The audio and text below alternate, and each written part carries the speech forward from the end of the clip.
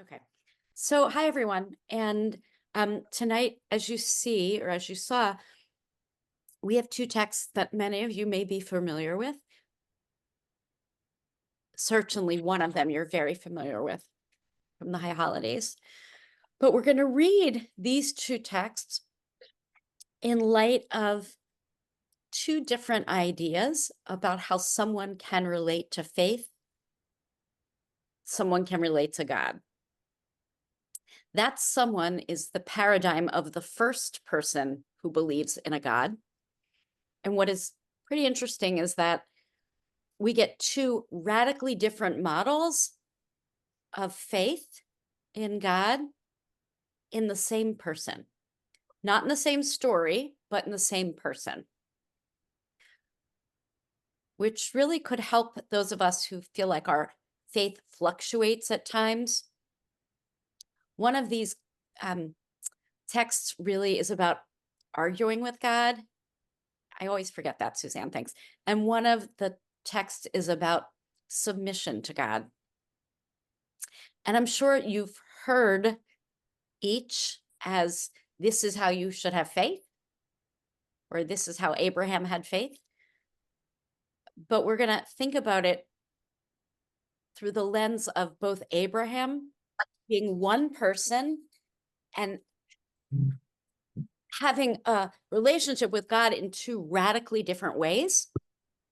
And then we're going to make the step of you and how you may or may not have a relationship with God or multiple relationships with God.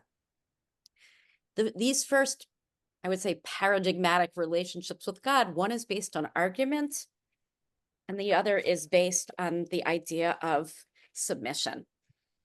So we're going to break into Chavruta first for the first text, but before that, Suzanne and I are going to model just for a moment what we mean by Chavruta when you're studying a text closely. Often Chavruta, if you know, the last couple of times I've said, okay, we're going to break out into study groups and you can look at the text and study. But here we're looking for really a close reading of each word to find if there's something in the word that looks misplaced. If there's an Israeli or a Hebrew speaker in your group, we should not put all the Hebrew speakers in the same group. If there's a Hebrew speaker in your group, you'll get the benefit of maybe they'll find something in the Hebrew wording that is brought up for them. But we're going to look at, you can read this text in many, many different ways or look at it in different ways. We're not looking at it to find out what were the sins of Sodom. Instead, we are looking at how Abraham's faith and relationship with God works in this text. So, Suzanne, why don't you read the first couple of verses? Because the first thing I recommend doing in Chavruta is to read the entire text in its entirety is not good. That is Department of Redundancy Department. So it's long, it's 33 verses. But you got to read the whole text. And just read it. You can read it slowly and take notes, but don't discuss. So you read the whole text, take some notes, and then you go back and verse by verse, look at what comes up for you. So we're going to just do that within the first 3 verses or so. Suzanne, you want to begin? Sure. We're just modeling, and then we'll have you go out into your own groups. And the men rose up from there and looked out toward Sodom, and Abraham went with them to bring them on the way. The Lord said, "Shall I hide from Abraham that which I am to do? Seeing that Abraham shall surely become a great and mighty nation, and all the nations of the earth shall be blessed in him. For I have known him to the end, that he may command his children and his household after him, that they may keep the way of the Lord to do righteousness and justice, to the end that the Lord may bring upon Abraham that which God has spoken of him." So if we were really doing this right, we would go and continue to read the rest of it. And now in your Chavruta, you don't have to read that part. You'll start the next verse. But we're going to now go to that first verse. And Suzanne, you had brought it. Do you want to do the "and they rose up" one? Sure. It strikes me that it says the men rose up, and to me, that seems like there's something is brewing, that it's more of an uprising, and I wonder if that has significance. And is that about to tell us something? And then I wanted to say, I looked at the word vayashkifu. That word is also in the Torah and other places. Hashkifa mimon kodshecha. It's to look out towards something. When I think about that, if I'm looking towards something, I'm not there.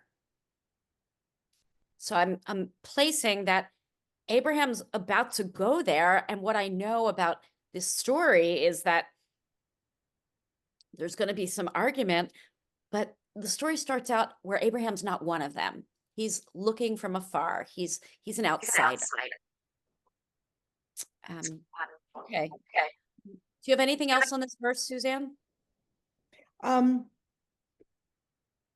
I'm kind of wondering if Abraham is looking to bring them there to quell it, any uprising, or maybe Abraham is bringing them there to actually guide them elsewhere, perhaps, I'm gonna take them on the way. Yeah, and it's like you're seeing the verse. These people got up from this place and they're looking out. It's like I'd ever drive in the Lincoln Tunnel, and before you go into the Lincoln Tunnel, you can see all of New York. But I'm not in New York then. I'm somewhere else. Abraham is somewhere else. So are these men. Okay, let's just do the next verse. The Lord said, shall I hide? I wonder why God thinks that Abraham would be told about this in the first place. And I also wonder why God is deciding not to, you're wondering whether or not to actually explain this. Yeah, and I want to ask the question. It says, Vayomer v'Hashem Amar, Vadonai Amar, God said. Usually it says who God's saying it to. So I'm looking at this source and I want to say, who is God talking to? And you had said maybe God's talking to God's self, maybe angels. To himself. Right? It's like a rhetorical question. Right, so let me give people the background for those of you who haven't studied this in school or recently. This story of Sodom and Amorah, Sodom and Gomorrah, follows the story right after God telling Abraham that he and Sarah would become parents, would have a child, a son. And this moment will really make a transition between Abraham being told this stuff by God, being given promises, and oh, this is how the promise could be fulfilled. But it also means that it changed the relationship between God and Abraham. Something about their encounter before allows this encounter to happen. So what we're going to ask for you now is to just think about what it means to argue with God, but to do that in the framework of Chavruta, of a close reading of this text. Suzanne is putting some questions into the chat, and we are going to send you into Chavruta. But first, does anyone have any questions? Yeah, Sally. Sally? Can you just give us chapter and verse? Because I read it, but now I have an interlinear homage, and it would help me for the Chapter 18. wording. Chapter 18 of Breshit, of Genesis, verses 16 to 33. Thank you. If you don't get done at all, that's okay. And if you want to do a little at the beginning and then jump to where you think the questions that Susanna's putting in the chat might lead you to. Remember, we're going to see two different ways that one person, the same person, has a relationship with God. How much time will we have in the breakout room this time? So we were thinking 25 minutes. Does that work for everyone? Is it too long? Not long enough. Someone speak. Kind of long. It's long? Too long. That's- I'm a too long person. All right, why don't we We try covered all- 15 and we'll check in at 15.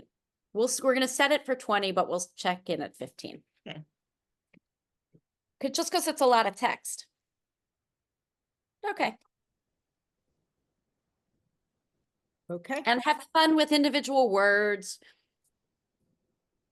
All right. I'm sending you all to your rooms. We'll see you later. We'll check in. Around as well.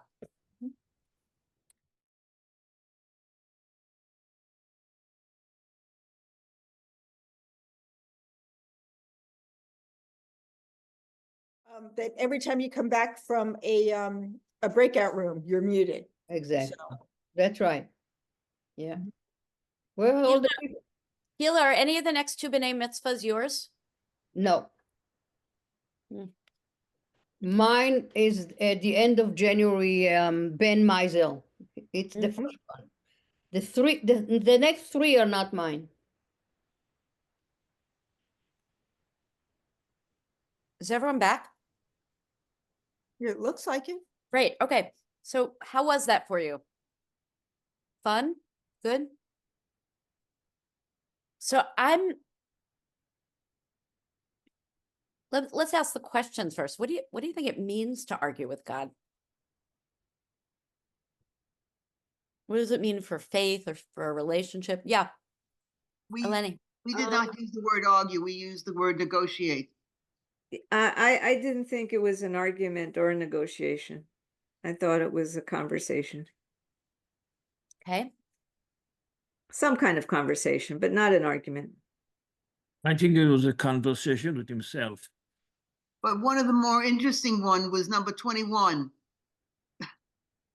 If God is all powerful, all seeing, why did he have to go down to earth in order to continue the conversation with Abraham?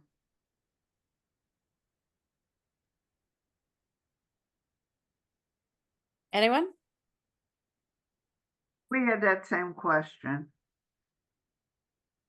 We also discussed that. I just want to say something about the first question, which is what does it mean to argue or discuss or converse with God? Thank you. Just use whatever word you want. Exactly. I think it's a statement of a very, very deep faith. Because you don't argue with the air or with nothing. So to be angry at God, to argue, to discuss, to have a conversation, to negotiate, whatever, you have to have a sense of godness. Or a sense of intimacy. With something. Judith, even though he's always turning his back toward Abraham?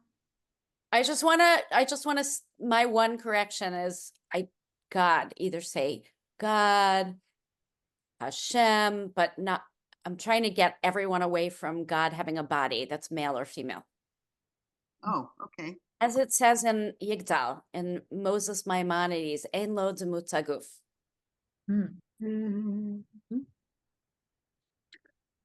That's something, it's so hard as a teacher to avoid when you talk about God to have the students think of the anthropomorphic God as a being. It's such a non-tangible concept how to believe in God. Very hard for anyone under eighth Very grade. hard. For anyone Yeah. under 8th grade. But this story puts God as equal to Abraham. And he gave Abraham permission to argue with him. He said, am I going to hide this from Abraham? No, I want to hear his opinion. So they open a discussion as equal here. It's fascinating. And it should jump off the page like, wait, what's happening? Yep. Usually when we go to have a conversation with God, using your word, Eleni, the Amida is our conversation with God, the Amida time, and we walk 3 steps back, Right. we walk 3 steps up as we are One approaching way. far One- away, and we bow, and that is not this. Also This is question was, intimate. why would God not want to even question whether God should tell him or not, tell Abraham or not? Was he concerned, was God concerned rather that Abraham wouldn't believe in him, or sorry, believe in God anymore, because God was about to destroy the city?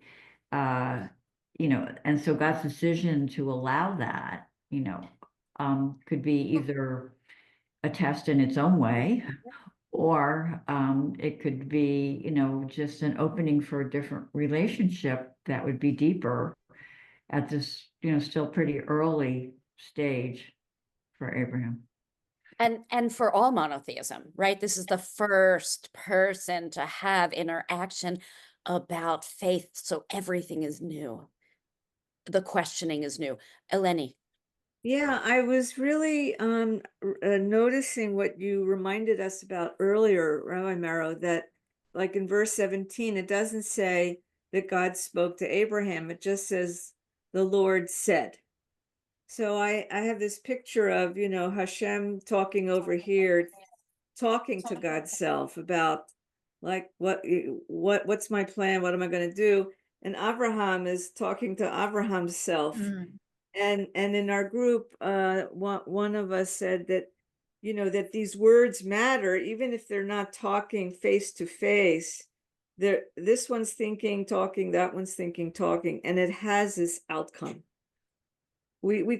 Anyone else that was in my group, if I got that wrong, please jump in. But yeah, I think we kind of touched on the idea that maybe this story could be a metaphor for something bigger, in the sense that we as human beings, with our actions, can impact what's happening on Earth in a positive way, despite all the bad things that humankind brings upon itself. And we can maybe change the trajectory of what's happening down here on Earth. Beautiful. Which is why we didn't see it as an argument or negotiation, but each of these principles, thinking out loud, talking to themselves, talking to the other, however you want to think it, and then it had this result. We wanted the result to be this one person, not just 10, because that person would be in the image of Hashem. Right. Didn't go there. Hila, do you want to follow up on your original comment or add a new one? No, I want to say this is a setting of way to discuss moral issue. I don't see that as a faith per se. This is a moral issue that they discuss, and it's allowed in the Torah to discuss with God moral issues. And Moses did it too. It's not allowed to discuss when we see with the Akedah, but it's allowed when the issue is a moral one, you can argue with God. Right. And in the next story that we're going to read, it's not a moral issue. That's the right distinction. Right. Yeah. And the distinction also is that, Sally, I got you. I'm so sorry. I will get you right now. I'm going to finish this one. The distinction is that in the ancient Near East, this is the first text that allows you to argue with God, with any God, right? You didn't argue with the Egyptian gods, right, with the Akkadian gods. This is the beginning of monotheism, showing what it means to have a one God that you can argue with, or you can have a conversation with, or you can be in a relationship with. In certain issues, not in everything. Okay, Sally, who's been waiting so patiently. I I think that God seems concerned that here he talks about Abraham being concerned with justice, and I'm not looking exactly at the text right now. And so if Abraham is concerned with justice and righteousness, I need to talk to him about the fact that I'm doing something that he may not perceive as righteous or just. We have to talk about this. Maybe I'm making a mistake here. That is my sort of interpretation, but he's concerned about I the just help me. righteousness. Wait, help me with. Are God you is talking- concerned. God is. No, I just didn't know if you were talking about Abraham. No, right. God is God is concerned about Abraham's perception because God wants Abraham to be righteous, and therefore God has to model righteousness, and he has to discuss what he's about to do and why he's doing it, because he's doing it because these people are so evil that God feels God must destroy them. But I disagree, and I would like to hear more about this from you, Rabbi, and also from Gila, because I do think that the Akedah is also a question of right and wrong. And, righteous, it's not right to sacrifice children. All right, And we will absolutely get yeah. to that story. Okay. We will absolutely send you to that story. And in fact, the whole next class is midrashim on that story. That's how big it is. Actually, when I was in rabbinical school, there was an entire semester of it, just the Akedah, just 22 verses. Bob. Question of righteousness or behavior. Well, maybe perhaps behavior is symbolic of righteousness, but it's a mono theme. There's a sexual depravity from our perspective, where you have to offer the guest or sexual relations with the people, men. Doesn't sound like that they'll be killed. It's just the custom of the society, which Hashem is making a point is not. I have to assume that, like all societies, with all cultures, cannibal cultures as well as meat-eating cultures, and remember, we are going to be judged in 100 years, and we're all going to have our statues torn down because we used plastic or did something else. So it's a vision, but it is an issue of behavior, and so much in Jewish tradition is Well, absolutely, held righteousness is about accountable. not thought. Right. You're agreeing with me? I'm agreeing that the term righteousness in the Torah doesn't care what you think. It cares what you do, what your Okay, actions. fine. Yeah. Okay, Gila? so the actions are being judged.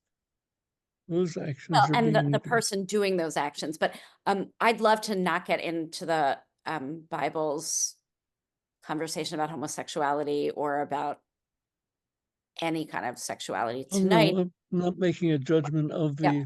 that. I'm just saying that's what's being judged without making a moral judgment for myself. No.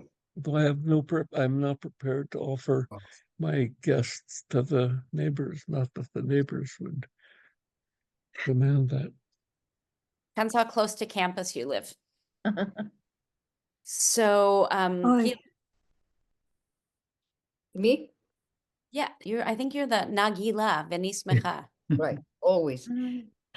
I think there are two very big questions here that one is coming from God and one is coming from Abraham. And the questions are, do we destroy a city or a place that is bad with some people that are good? We sacrifice people that are good, And what Abraham asked is, do we save bad people in order to save righteous people? Very, very different questions. Yep. Actually, we don't get an answer.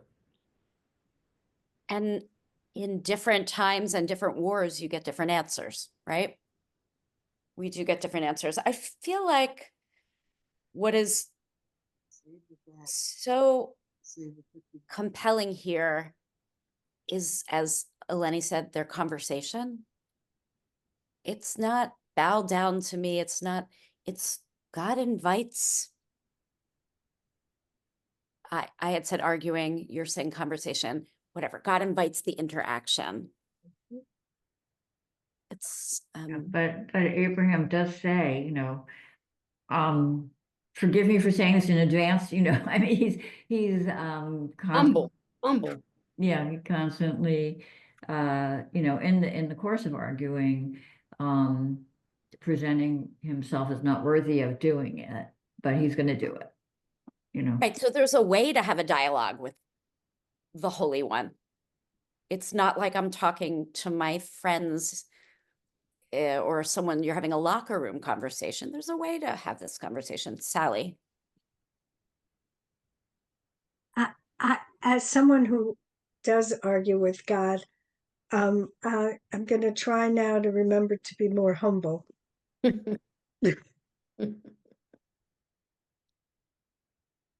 Yeah.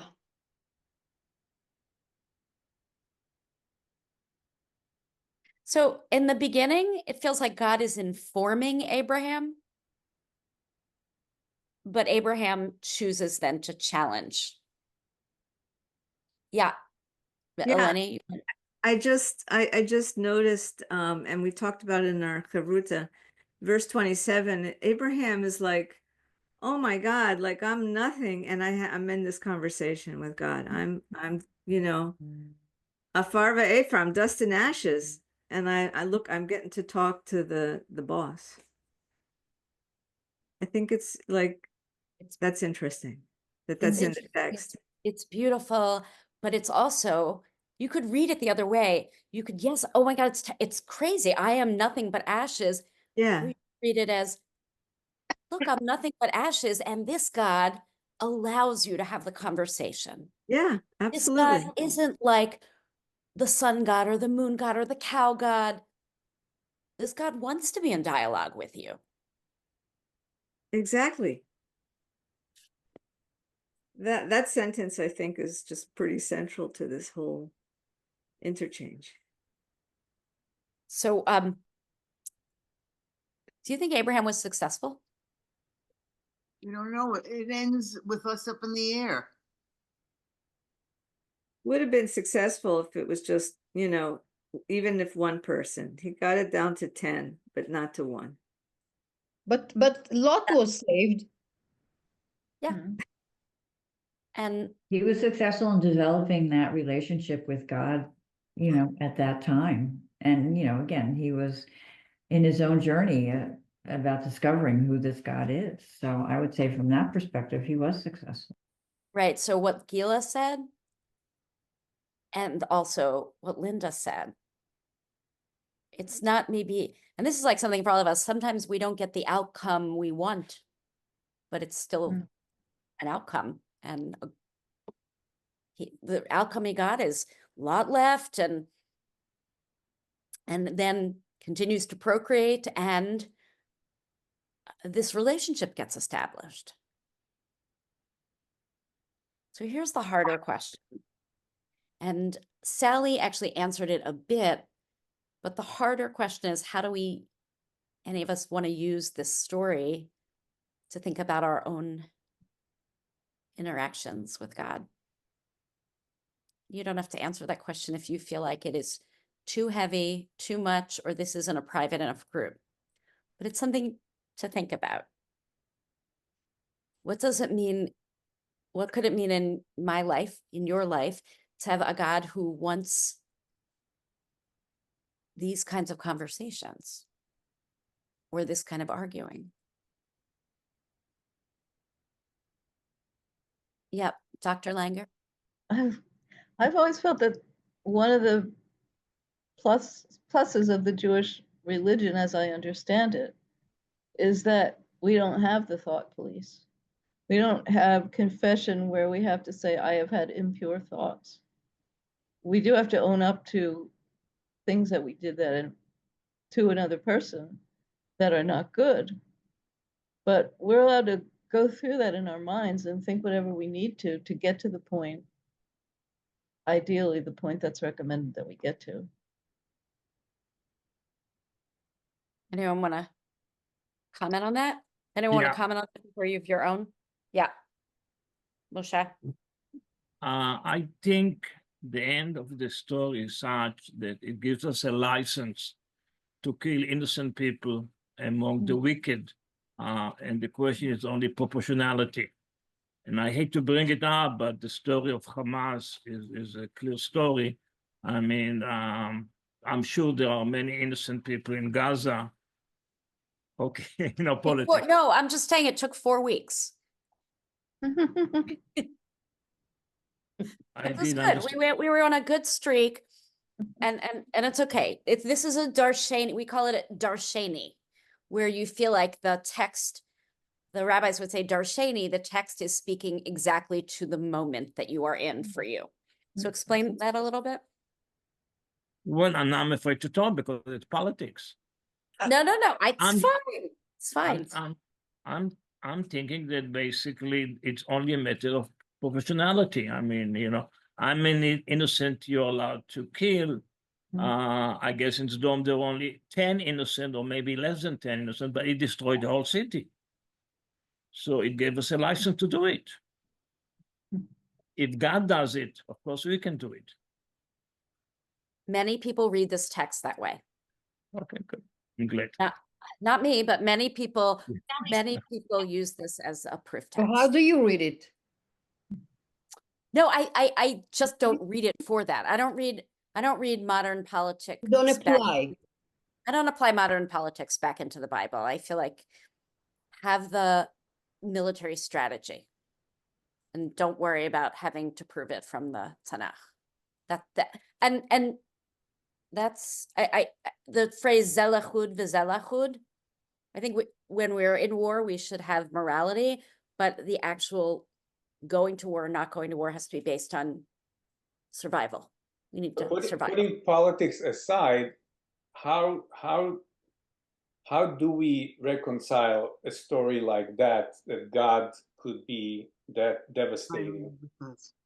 And remember, Relly, I'll make it worse for you. This is the second time, right? Because we already have God destroying the whole No, earth. Flood. Noah, the flood. So it's even worse than you thought. And Didn't God say at the end of that he would never do it? That God would never do it again? Right, that way to the whole world. So anyone else want to answer before I jump in? How do we reconcile that? Reconcile what? What are we reconciling? Moshe, do you want to repeat your question? No, it was me. Oh, How do we Relly, you want to repeat the reconcile- question? How do we reconcile that Sodom was destroyed by God? At the end of the story, Sodom was burned At down. the end of the story, they couldn't find those enough righteous people. Yeah. How do we reconcile that with El Rachum v'Chanun? So maybe the El Rachum, the Chanun is about the people who are going to be injured by the actions of Sodom. Can you say more about that? It was an evil city. And there was some compassion maybe in saying God was going to make sure this evil wasn't around.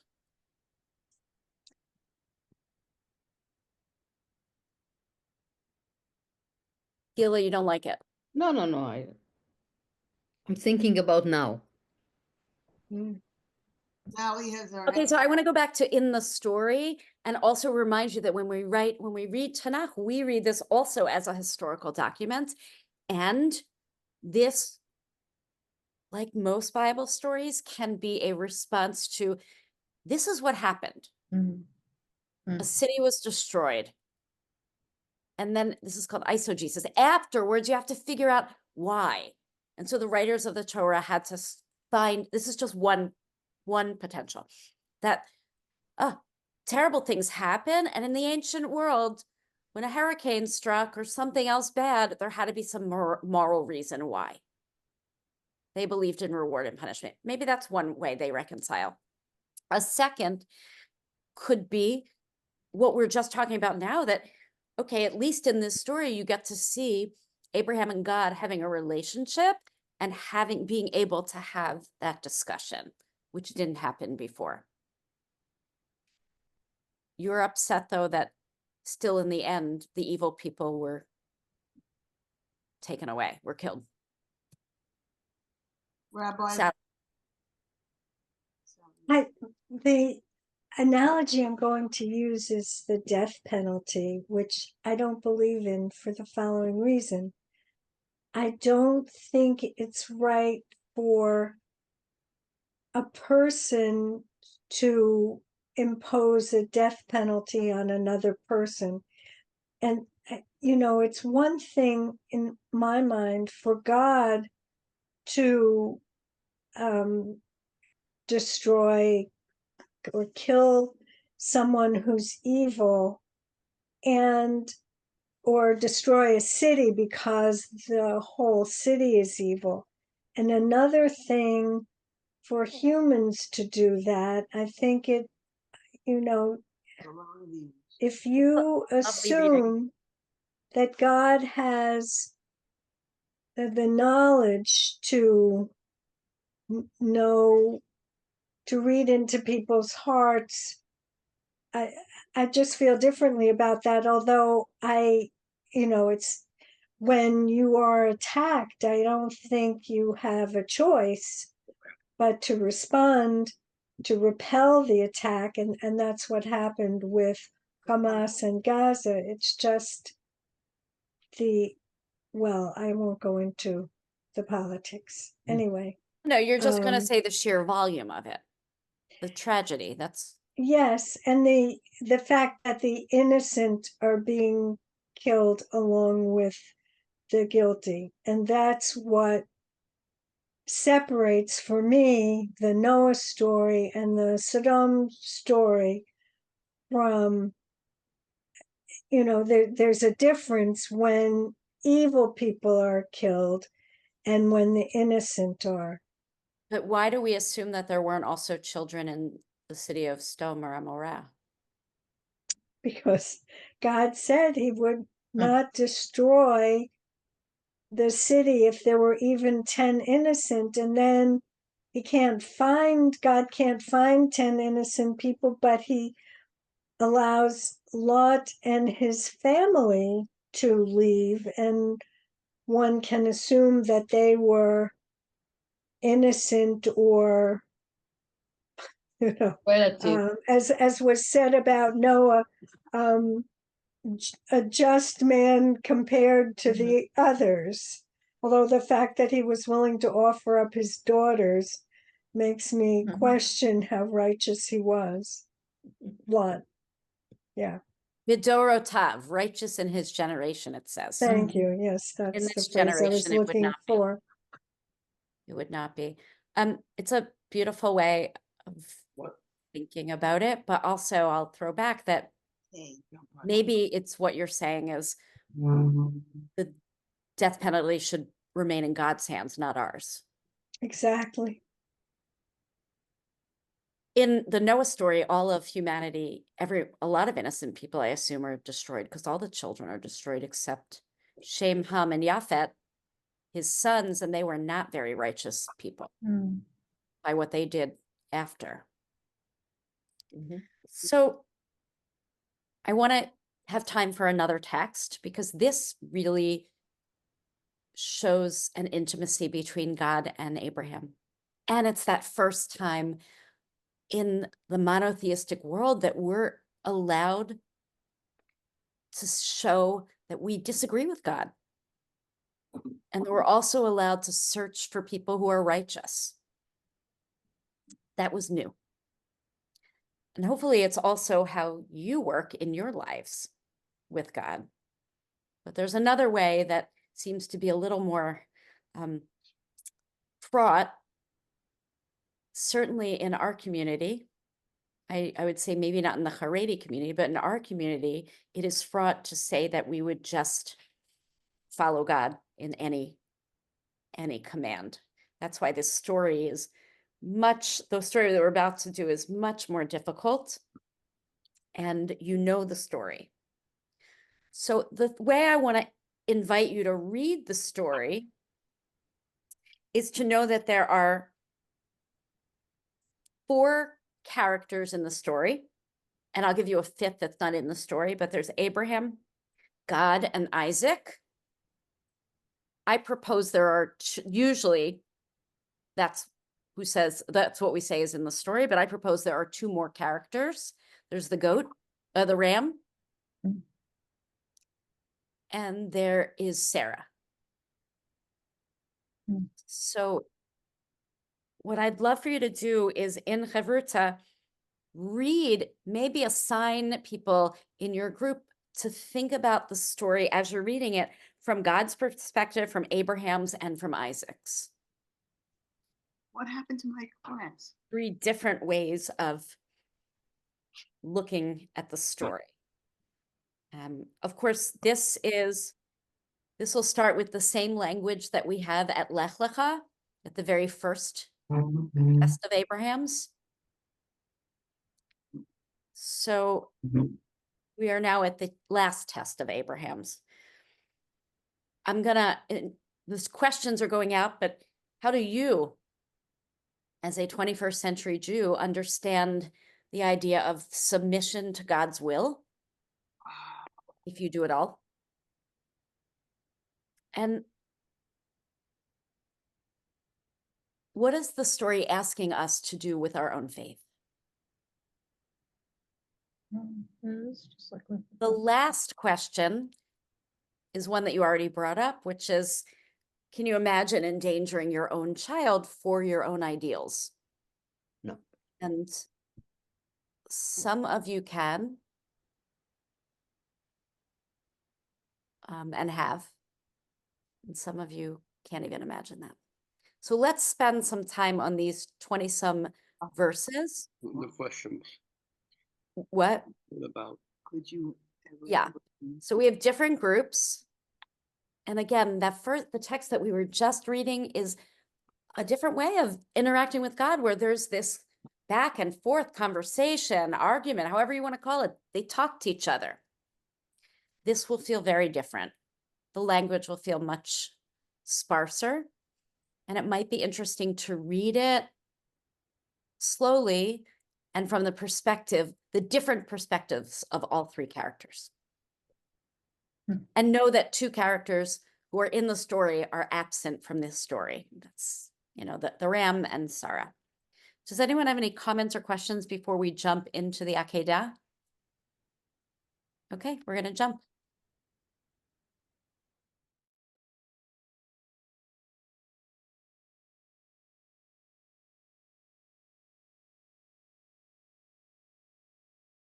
You guys can unmute. Out of my room by mistake. Can you just shove me back in there for 2 seconds so I can say goodbye?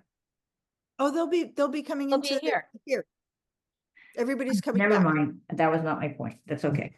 Oh, I'm sorry. No, it's okay. It's okay. You were having a Unfortunately, the really good room's- conversation and I just completely left. Oh, Oh, so Judy, I didn't mean to leave. And Judy and Lee, I didn't mean to leave. I inadvertently clicked on the wrong thing. And so I'm apologizing for that. Well, we discussed your question, which was great. I missed it. Well, Okay. you'll hear it again. So the first thing I want to state is that we will spend time discussing this, and we will also not exhaust discussing this. This is the most written about 20-some lines in all of literature. At least it was when I took classes on this in school 30 years ago. I'm sure it has not been surpassed. Certainly we write about it. The Christians have a much different take on it because, right, in Christianity, it did happen just later. This time we're going to use your understanding of this, and the next time we're going to do a lot of the stuff from the supplement and some other texts because it's just too interesting not to. And I want to open it up because I am sure you had interesting things to say. And the way I think I'd love to do this is if you could do it by Chavruta, maybe people from the same Chavruta can talk, and then we can ask them questions and then go to the next one. I have a Unless question for you, Rabbi. When you listed the characters, Abraham, God, Isaac, Ram, and Sarah, you said Sarah is not in the story, but the ram was. Why did you not include the boys? They were not important. correct, the servants. I mean, they could be to your reading, but the ones I wanted you to think about were those three characters. Okay. God, Abraham, and Isaac. But either way, does someone want to be the Nachshon and jump in? Oh, I just wanted to say in our Chavruta, Gila brought up, and I think looking at the bigger picture, that the story is told in a very kind of a short way without any emotion. And there's people just doing one thing and then another without questioning, without reacting. Isaac does ask, where's the ram? Right, And but it's very, childlike. as Gila said, it's very succinct. There's not a lot of, there's no flowery language. Yeah. But there could be a lot of emotion.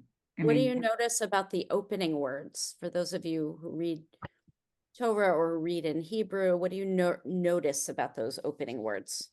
Vayhi achar hadvarim ha'ela. It's a very, very close parallel with Lech Lecha. Right after that, it will be a close parallel with Lech Lecha. Anything else stand out to you? I think that it takes the suspense from the story because they're telling us from the very beginning it's only a test.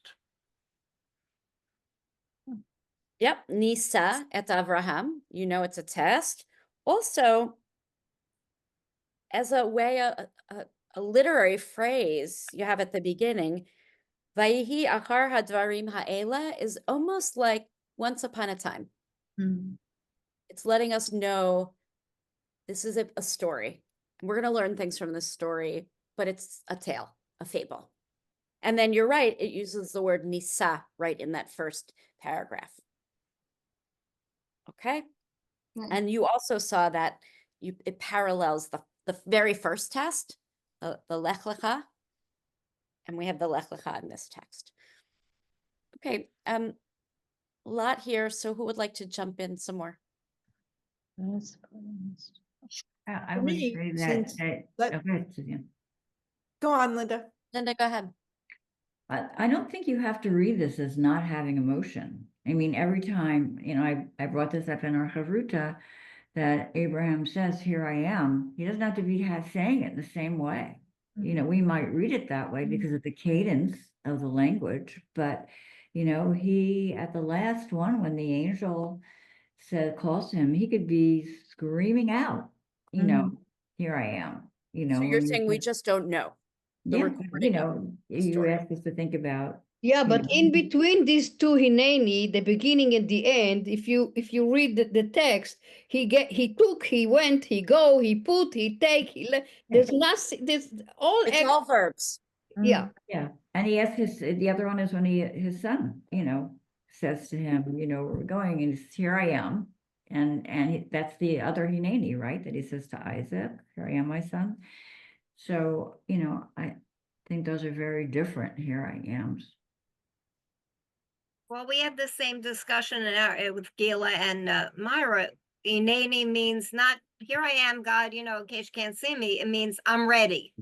Tell me what you want me to do. It's like, here I am. What do you want? What am I supposed to do? In the world of religious observance, the phrase is used when you are about to perform a mitzvah to show that you are fully there and present and ready to do this mitzvah. Hineni muchan umzuman l'kayem mitzvah. Hineni, not eineni. Eineni is Aleph Yud Nun. Hineni. Hineni. I'm saying it right. You're not hearing it right. I'm saying it right. So, hey. Hineni, like Yom Kippur. In Yom Kippur, you say hineni. Hineni. So,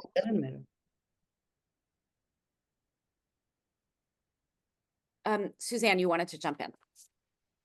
Yeah, kind of like Linda was saying, there can be ascribed different feelings for each one of the times Abraham says, here I am.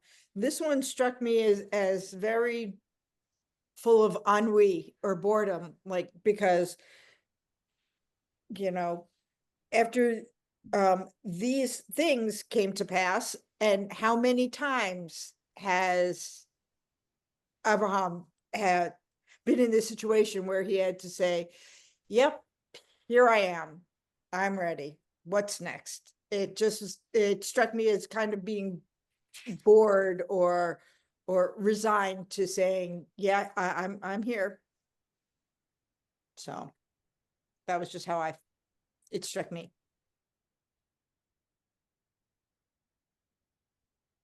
I had a fantastical reading that is not a correct reading, but my fantasy reading of this, that somehow the words got written incorrectly, and that really in that bet verse, take your only son, the one you love, go to the land of Moriah, and instead of offer him for a burnt offering, show him how to make a burnt offering. Teach him how to live this religious life. You missed the whole point of the story. No, what I'm saying is, if I'm standing there and I'm Avraham, maybe he can't even hear what he's being asked to do. Maybe one of the reasons that I said it was a fantasy, but maybe one of the reasons that he doesn't respond, doesn't, like in the last story, doesn't yell out to God, doesn't try to say, no, let me take my other son, is that he can't even hear it. He's like, yeah, I'll go do a burnt offering, but it wouldn't even come on his head. He could never think that God would actually want him to make one of his son. Oh, I'm supposed to take my son up and show him how to do this, but not lo Allah al dato. Well, that kind of came up in our Chavruta, that one of us in the Chavruta said that God failed the test, because and really riffing off of the wonderful suggestion you just made, if God was wanting Abraham to teach Isaac how to make an offering, God got an F in the communication department on that one. He didn't he, she, it, the Holy One, blessed be the Holy One, did not communicate well what this test was, if it was that other test, and God failed. Or God, this was the test God wanted, but Abraham just couldn't hear it. So he didn't argue with God because he couldn't it. What do you mean, sacrifice my son? And then God had to step in and make sure a worse disaster didn't happen. I totally disagree with that, because on the second verse, bet, it says, take your son. All right. Understood.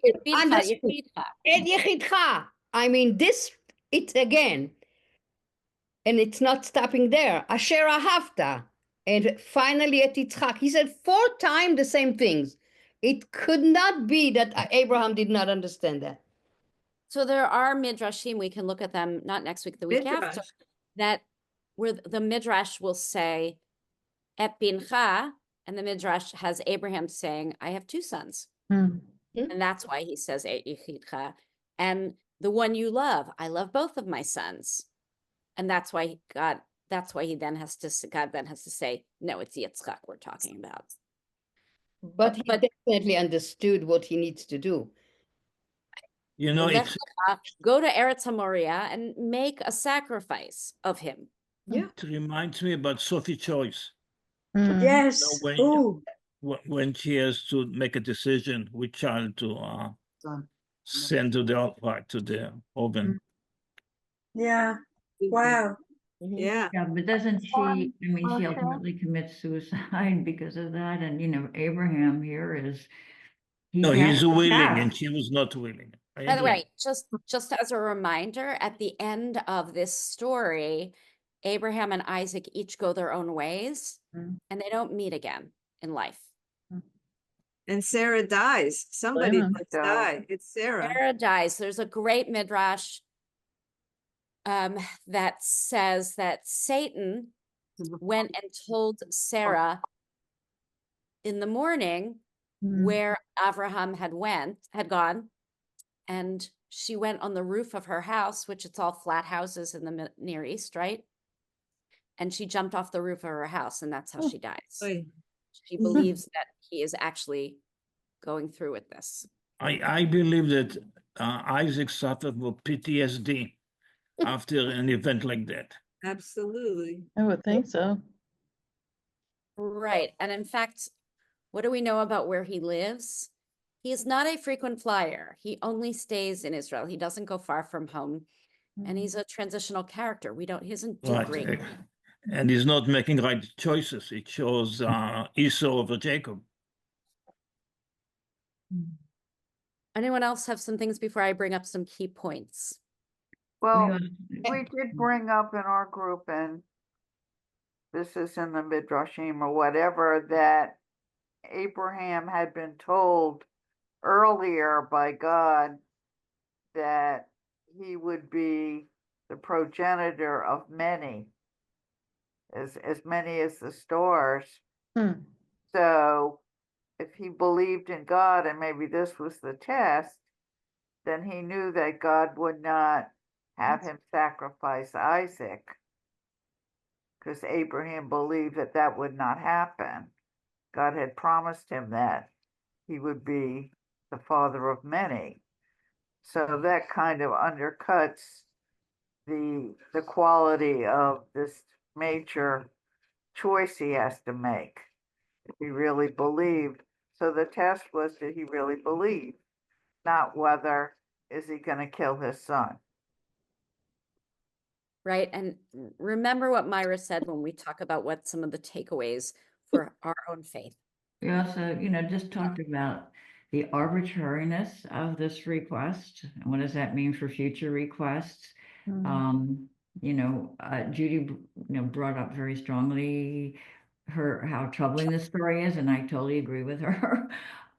So, you know, it's hard for me to explain it away, to interpret it in a way that allows it to be okay for God to have asked Abraham to do this. Okay. Right. There are ways to do that, but I'm not sure that's where we're going with it. But Sally? Abraham can have faith that God will not actually demand this. I mean, that's an right. interpretation, and not only because God promised he would have many children or great offspring, because he does have not only Ishmael, but later several more children, although God does say that the children will be through Isaac's. But one way of interpreting this is that Abraham had faith in God. I want to leave that there and go then to some of the key takeaways when thinking about this story in faith. Because remember, Vayhi Achar Advim Ha'ela, this is a story. And this is a story that teaches us that faith is not about anything rational. There's nothing rational about God telling Avram to sacrifice his beloved son. It's about overcoming the rational and even the moral objections and having faith in God anyway. It tests our willingness to have faith. In the end, the faith was placed well because he doesn't sacrifice his son. Some will argue that Sarah's really the one who gets sacrificed here with the story of Satan. And yes, medieval rabbis did believe in Satan, that Satan went and it was her sacrifice, which is why the next Parsha is Chaye Sarah, the death of Sarah, right after this. And also, this really reminds us that faith can make demands that are unfair and require sacrifice.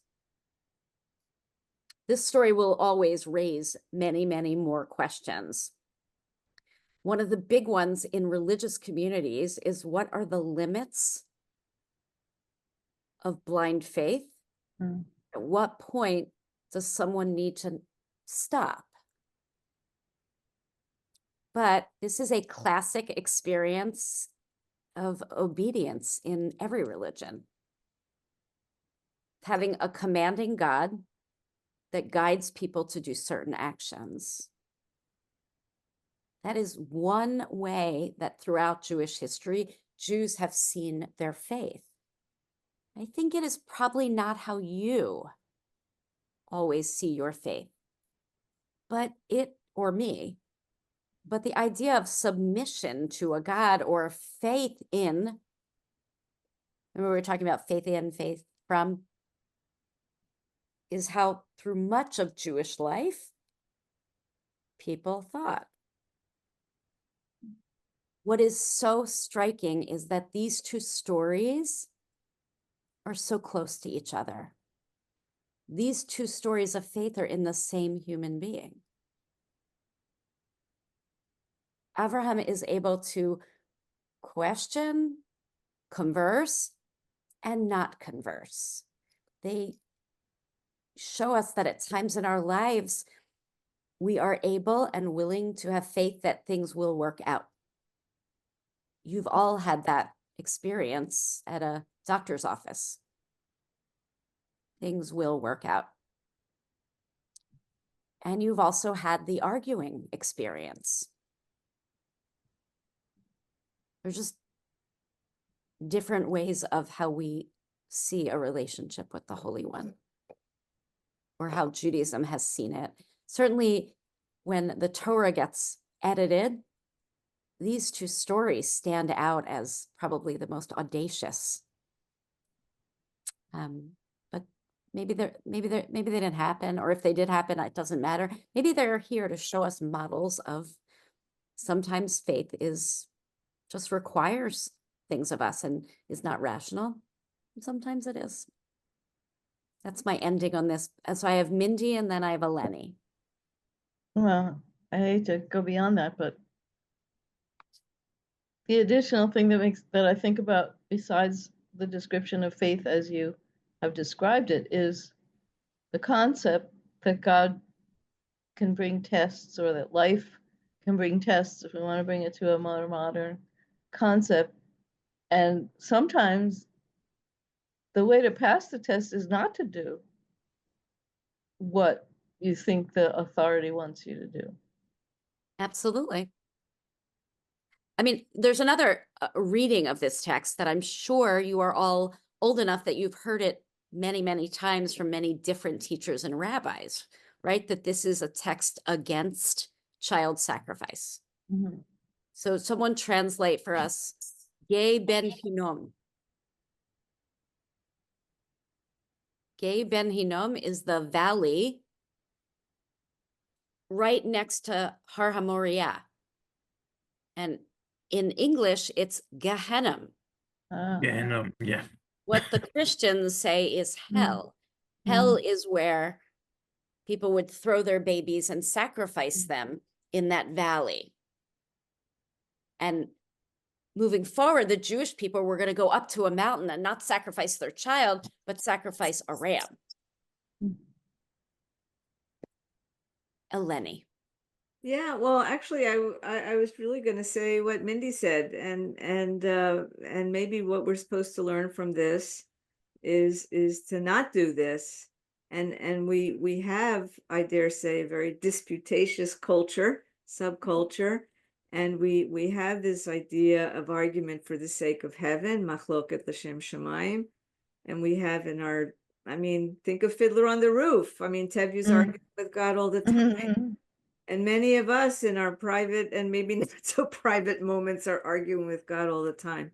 So I really appreciate that really maybe that is, I don't know if it's an intended lesson, but it's certainly a very legitimate one. Well, they both exist in the same human being. Yeah. Sometimes we are meant to question, but there are things that you choose to have faith. I would say for myself, and I don't know about others, I think there's certain things in life, I mean, really, just to be real about it, you have to surrender to, you have to accept it. You have to accept a diagnosis. You have to accept whatever. You have to accept certain things. You know, what's the point of arguing? But I think that's the human discernment is where do you need to surrender or accept, and where do you need to say, hey, what are you talking about? And that is hard. And that's what makes us live in this world and live in a challenging times, but know that it's okay. We're supposed to sometimes have faith and more often maybe argue. We'll see that in the Midrashim that we'll look at, because the medieval rabbis want Abraham to argue a little bit more as well. I have some difficulty with phrase number 14. Shem HaMakom, the name of the place, Adonai Yireh, and then Bar Adonai Yera'eh. And I don't understand the meaning of the sentence. So do you want to read the English so that people who don't know the Hebrew can hear the English? Me reading the English? I Why can not? read it. You've been in this country for a long time. All right, I'll read it. Abraham called that place Adonai Yireh, as it said to this day, in the mount where the Lord is seen. Yireh will see, and Yera'eh will be seen. Will be seen. Right, and I don't understand it. But, you know, there are many things I don't understand. Okay. God will see what Abraham is doing, and then God will be seen in the ultimate ending of the story where God is going to save Providing. Abraham doing something awful. Yeah. Abraham named Provide. this place, and then that's the place. That's the place where this thing happened. Sally, and then we'll just do a last round of Because the faith is that God is righteous and will not demand an evil act.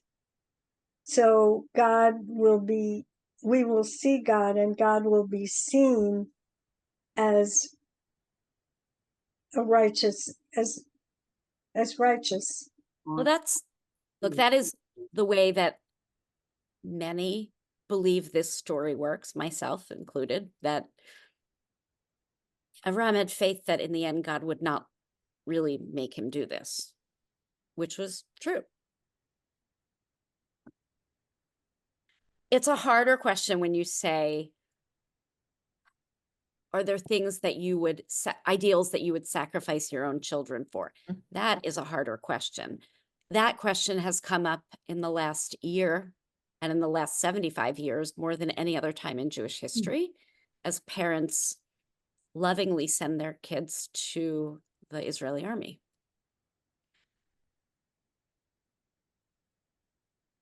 So I'm going to stop here. I'm going to